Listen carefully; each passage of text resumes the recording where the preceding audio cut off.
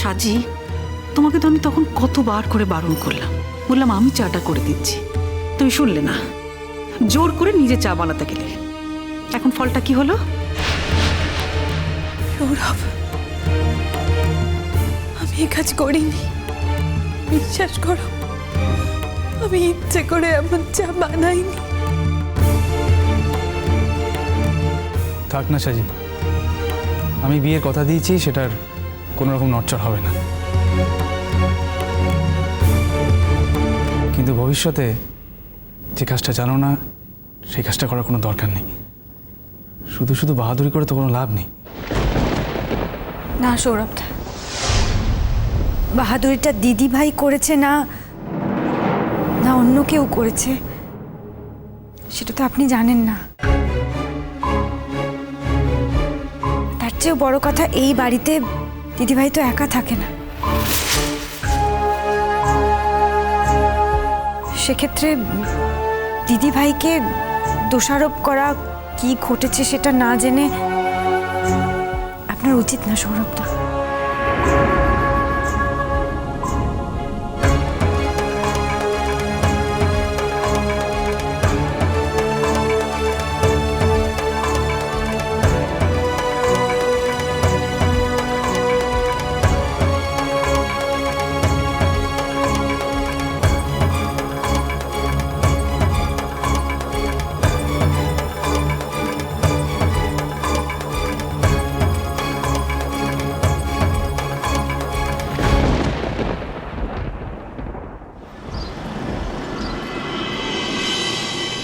আরে বৌদি ভাই, কি করছোটা কি?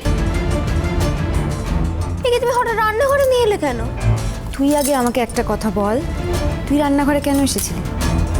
কে বলেছে যে আমি রান্নাঘরে এসেছিলাম? তুমি আমায় দেখেছো? জিয়া, আমি দেখেছি কি দেখিনি সেটা বড় কথা নয়, তুই রান্নাঘরে এসেছিলিস কিনা সেটা বড় কথা। আরে রান্নাঘরে আসা আমার বারণ নাকি? হঠাৎ এই প্রশ্ন মানে? কারণ আছে তাই প্রশ্নটা করছি জিয়া।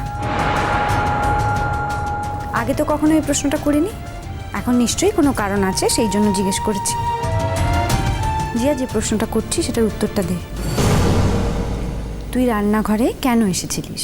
আমার খিদে পেয়েছিল বৌদি ভাই, তাই জন্য আমি খাবার খুঁজতে এসেছিলাম। আচ্ছা, তা খাবার খুঁজতে এসে তুই কি খেলি জিয়া? দুটো বিস্কিট খেয়েছিলাম। আচ্ছা, তার সাথে সাথে চাও তো একটুখানি খেয়েছিস বলে মনে হচ্ছে না রে? আরে বাবা, কি অদ্ভুত কথা!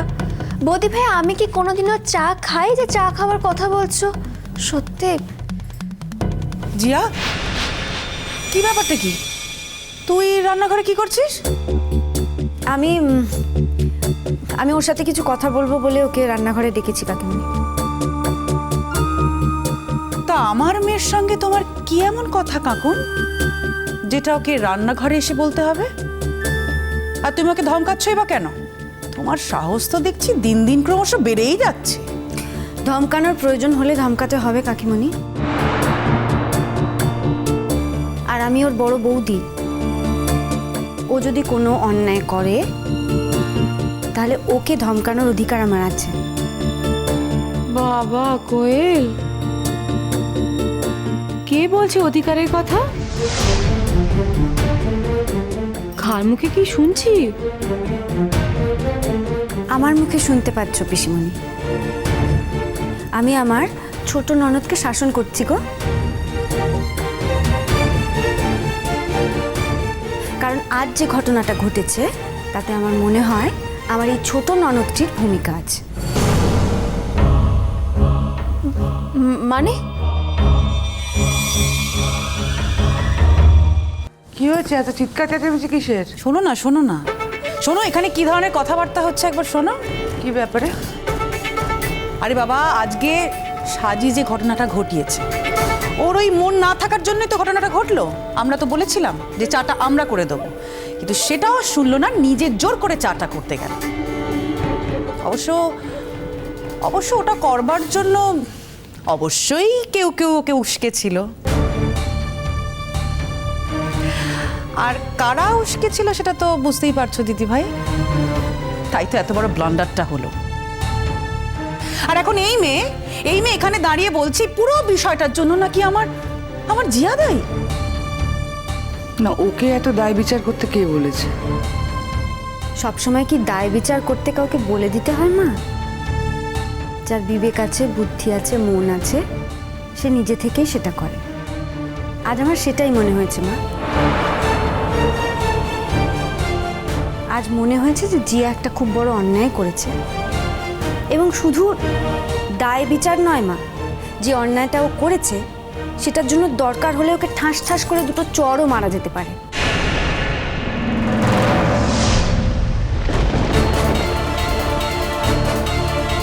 বৌদি ভাই, তুমি কিন্তু ভুলে যাচ্ছ যে তুমি কার সঙ্গে কথা বলছো। আমি তোমার সাথে কথা বলছি জিয়া। এই কথাটা না আমি এখনো তোমার বাবাকে বলিনি।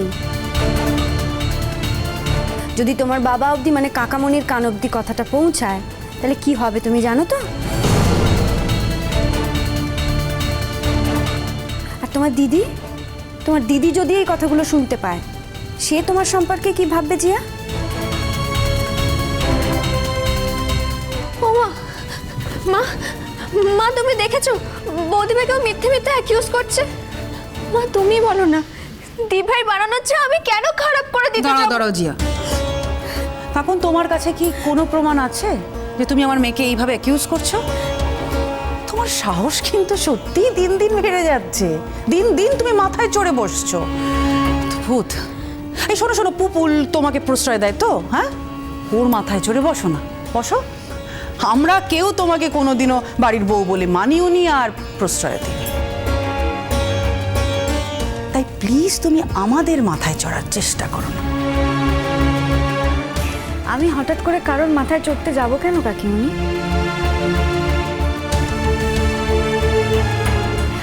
আর বিশেষ করে তোমাদের মাথায় চড়তে যাব কেন? তোমাদের মাথা তো আমার কোনোদিনই খুব একটা দামি বা উর্বর এরকম কিছুই বলে মনে হয়নি গো।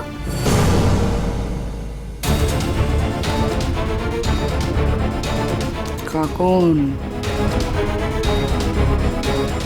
ধমকাবেন না মা, আমি যেটা বিশ্বাস করি আমি সেটাই বললাম। মা, আজ যেটা ঘটেছে না, তাতে সবচেয়ে বড় ক্ষতিটা হয়েছে আপনার নিজের মেয়ে। আপনি দয়া করে দল না পাকিয়ে আমার উপর রাগ দেখাবার চেষ্টা না করে আসল কথাটা একটু বোঝার চেষ্টা করুন মা। আর যখন দিদিভাইকে সবাই দোষারোপ করছিল, তুচ্ছ-তাচ্ছিল্য করছিল, তখন দূরে দাঁড়িয়ে দাঁড়িয়ে জিয়া হাসছিল।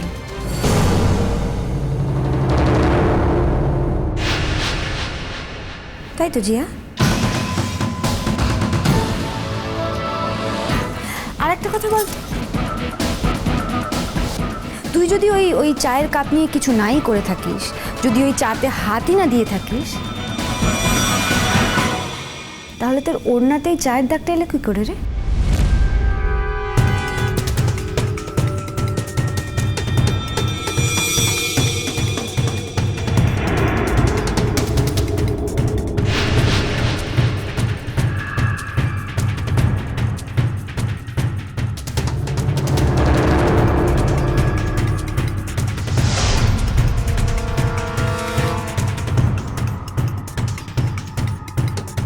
জিয়া, জিয়া এসব কি বলছে?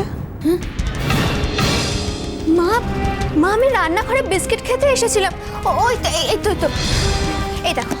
এই দেখো এখানে বিস্কিটের পট রাখা আছে, দেখো। মা আমি বলছি তো, আমি রান্নাঘরে বিস্কিট খেতে এসেছিলাম। এবার চাটা তো এখানে ছড়িয়ে ছিটিয়ে রাখা ছিল না, হতেই পারে যে কোনো রকম বিস্কিটের পটটা বার করতে গিয়ে এই চায়ের দাগটা লেগে গেছে, তাই না? আমি নিজে চোখে দেখিনি যে কিভাবে চায়ের দাগটা লেগেছে, কিন্তু তারপরে যে আমি যেটা দেখেছি সেটা থেকে আমি অনুমান করতে পারছি যে এই ঘটনাটায় তোর ভূমিকা আছে।